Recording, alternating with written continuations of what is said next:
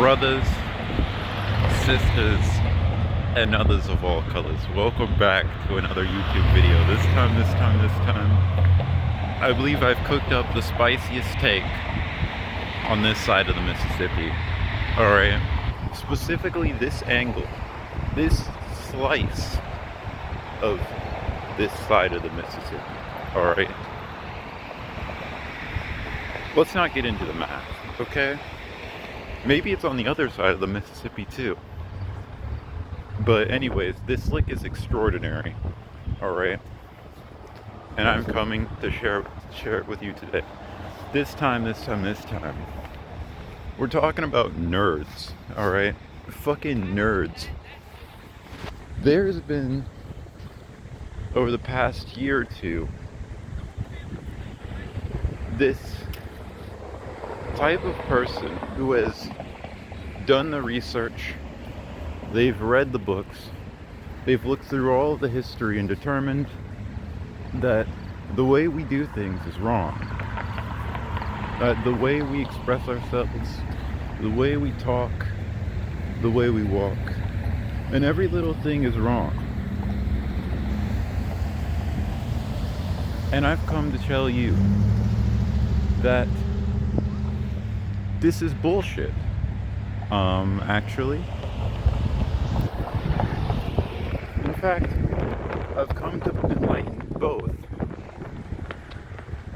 the nerds and the herd with this sacred knowledge, alright? And what is that sacred knowledge? It's that this idea that the history of a word determines the intentions of the speaker necessarily, right? If I use the word bitch, I'm sexist. If I use the word, well, I guess that maybe. But it's basically an attempt to color the intentions of the speaker through past connotations of the word. Now, I can appreciate the desire to educate people, and I can understand the struggle that educating people is not sexy. However,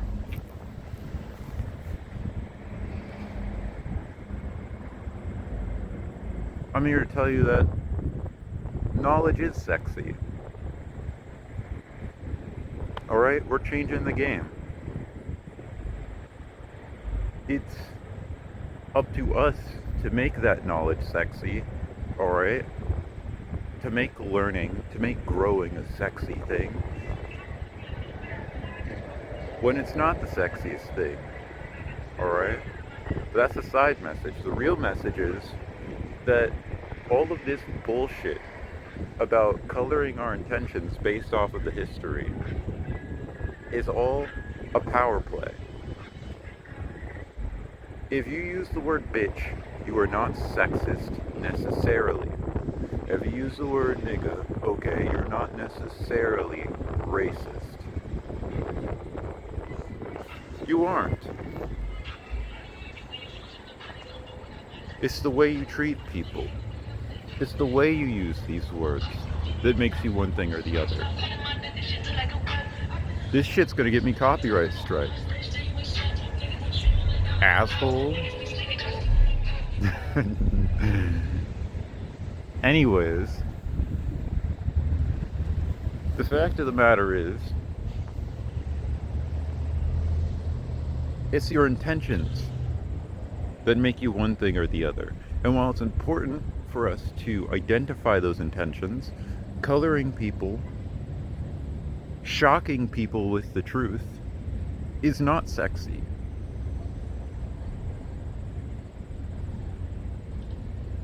The truth may be shocking, but deliberately indulging in the pleasure of destroying one with the truth is terrible.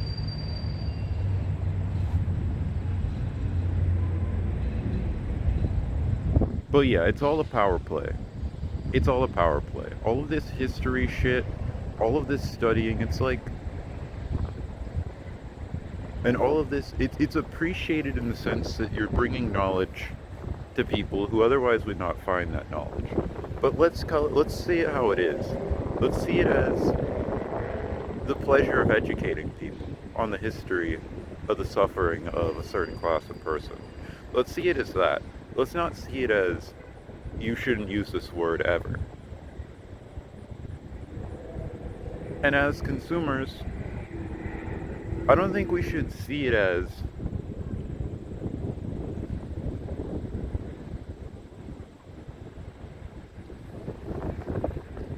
consumers, I don't think we should see it as, hey, they're right, I shouldn't use this word. Because that's giving up. You are not that bad. You're right. You're not that bad. You are not the villain. You are not some conniving, mustache-twirling villain. You can make a difference by changing your behavior to some extent.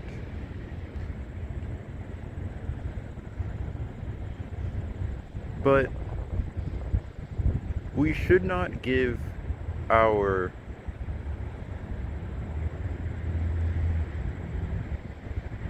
intentions, the color of our intentions, over to people who have no intent to see the light in us.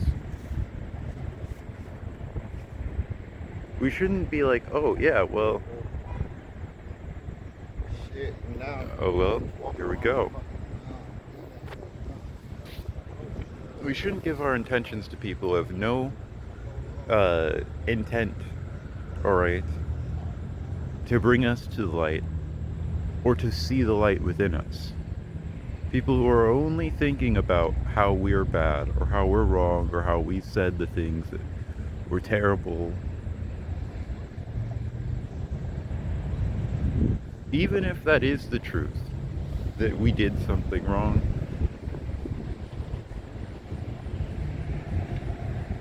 it's equally important to encourage people to do the right thing, right? Which is why I'm encouraging you today not to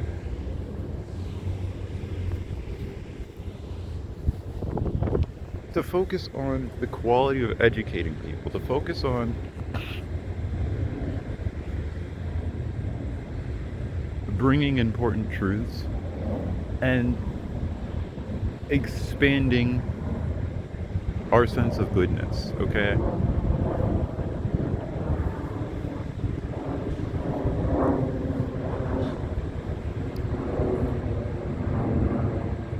I do believe that this thought, this idea that we are somehow wrong, or that we are wrong to say the things that we say or to believe the things that we do, is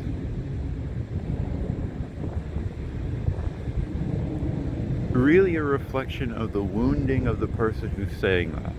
Basically, what they're expressing is, if other people do not want to see me as right, then I have to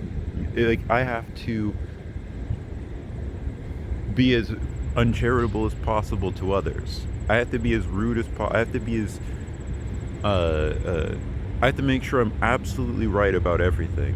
And once I'm absolutely right, I can tell everybody they're absolutely wrong.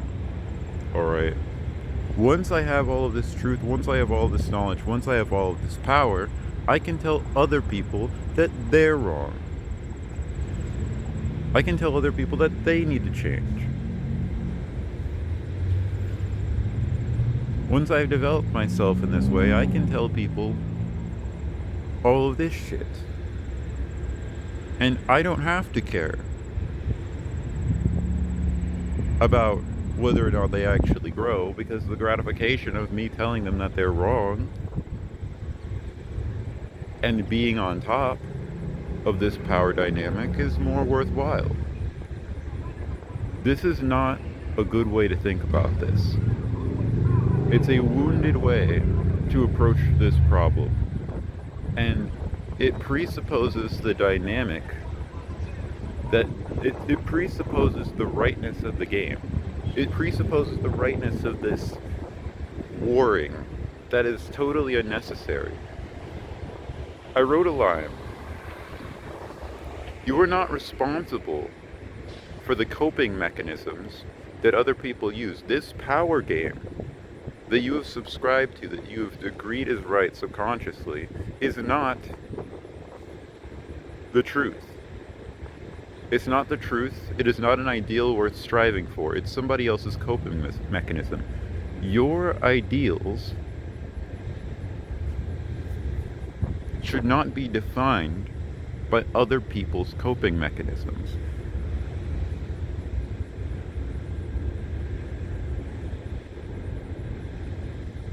I have the feeling that a lot of the people who have expressed these ideas are really intelligent people. They're really smart people. They're really kind people. They're good people. And they've been colored this way by people who were jealous, by people who were resentful and angry towards God, and have decided to make that your problem. Who have said, I wasn't born the superstar, so you don't get to be either. When in reality, they are superstars in their own life, in their own way, and they just aren't acknowledging that because they're focusing so much on how you're so awesome, instead of focusing on how they're so awesome too, and that they can recognize your awesomeness because they are themselves awesome.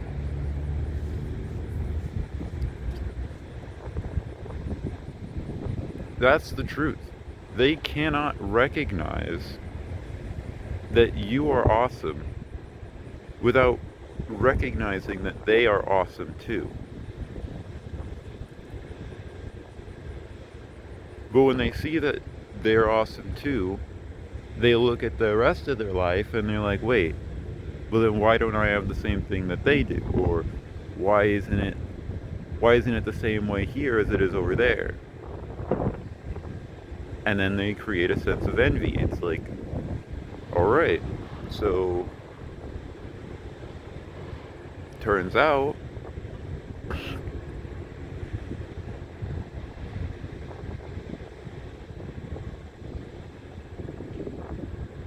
I'm not so fucking, my life doesn't look as awesome as it could be.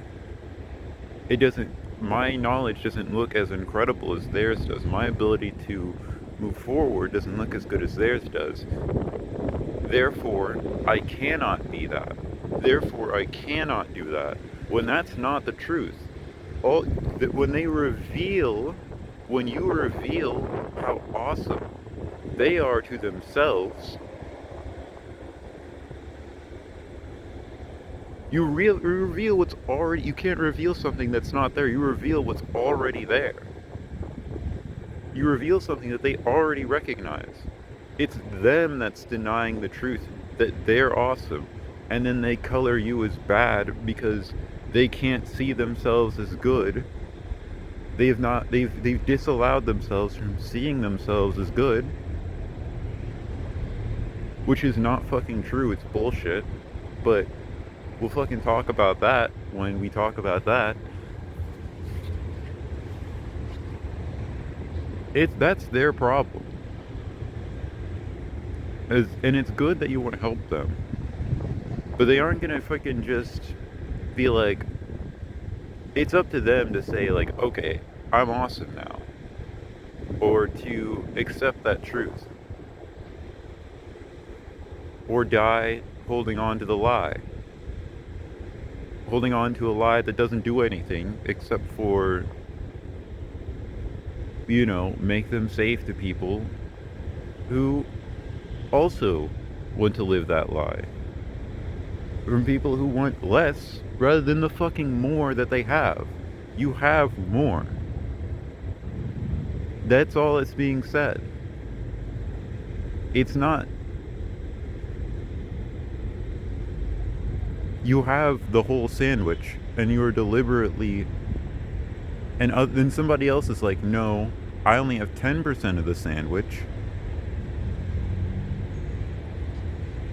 because I only have 10% of the sandwich, therefore you should only have 10% of the sandwich. And it's like you're just ignoring that the rest of that sandwich.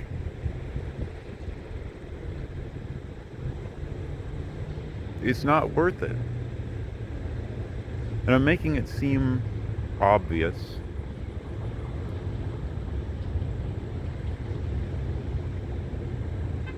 But bear in mind, these defense mechanisms are more complicated than I'm pointing out. The fact of the matter is, all of this bullshit about how you're bad for saying this word or that word is all just an attempt to focus on your negative qualities rather than your positive qualities. Alright? Because that person believes that other people only focus on the darkness of themselves, and that they have to accept that they have to accept this power game. They have to accept, hey, if I'm good, then you're bad, and the only way for us to move forward is for you to, or the only way for me to be bad, or the only way for me to be good is to prove that you're bad. Alright? And that's fucking cap. All they've done for their entire lives, and all they've shown themselves for their entire lives, is that they're awesome. And that they've done all this research because they're awesome. And they can do all of this research. But not everybody experiences life that way. Not everybody experiences their own greatness that way. There are people who just make shoes, and they're great at that. There are people who just make video games, and they're great at that. And that's how they experience and express their own awesomeness. They don't do that through learning all of the fucking knowledge, learning about all of the struggles of these people, but that education, that doesn't mean that education is useless. But it can be useless if you use it as a tool to tear people down. If you use it as a tool to make yourself better than other people. If you use it as a tool for revenge, that knowledge can be terrible. And that fundamentally, as a collective, what we need to recognize is that this knowledge is way the fuck more important than any of our fucking bullshit, alright? As a collective, we need to recognize that this fucking knowledge about, the history of animal abuse and torture. You know what? Fuck it. I'm gonna go up. As a collective, we need to recognize that our knowledge of others and their suffering, our knowledge of animals, our knowledge of women, our knowledge of black people, our knowledge of whoever, whatever group, whatever minority, our knowledge of trans people, and the history of their suffering, our knowledge of different groups in history and their suffering, our knowledge of the working class and the history of their suffering, is significantly more important than any of the stupid-ass fucking power games that we had played with each other in the past. Our knowledge is more important than some fucking asshole who couldn't cope with their fucking trauma.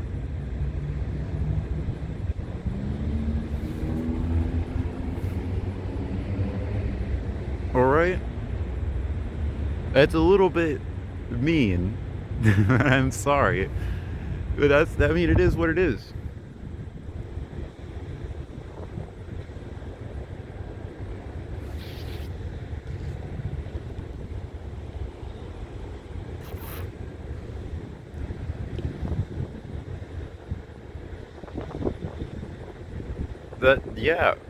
These animals and the things that happen to them, and the tragedy of factory farming and human arrogance, the arrogance of the collective, and the consequences of our pride,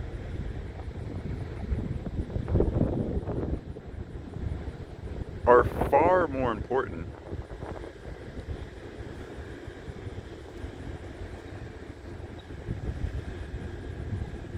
than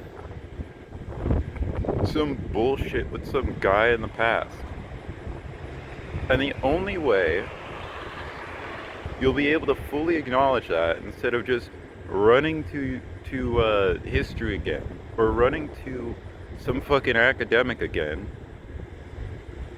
as if you look at your fucking history, your past, and you recognize how people have mistreated you, and fucking let that shit go, even though it was terrible.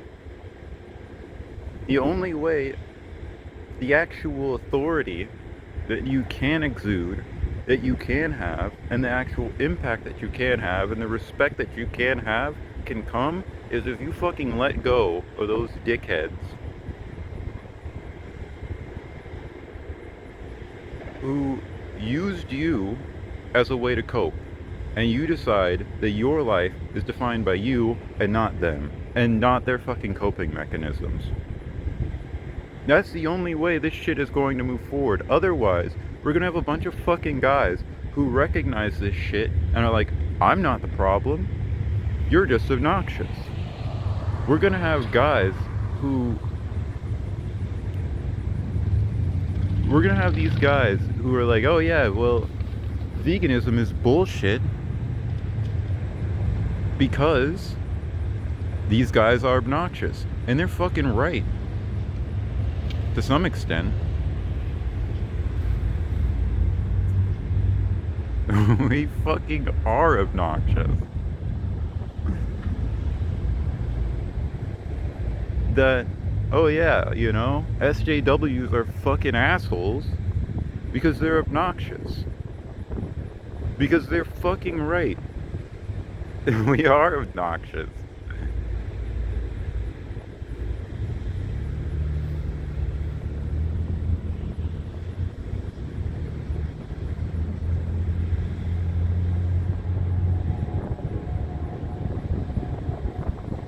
We are absolutely obnoxious, and we deserve the title of SJW. Why?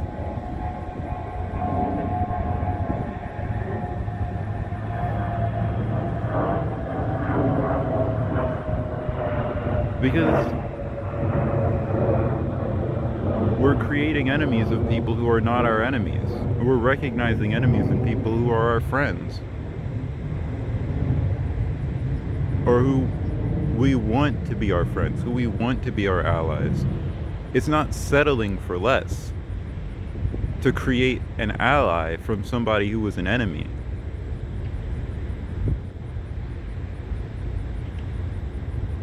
That's called being a positive influence. And I think that's the perfect note to end this on. We'll talk about the other side of this issue later. But today, for now, that's all. If you enjoyed this video, like, comment, and subscribe. This is Quinn from Q Studio, and I'm out this bitch. Real shit.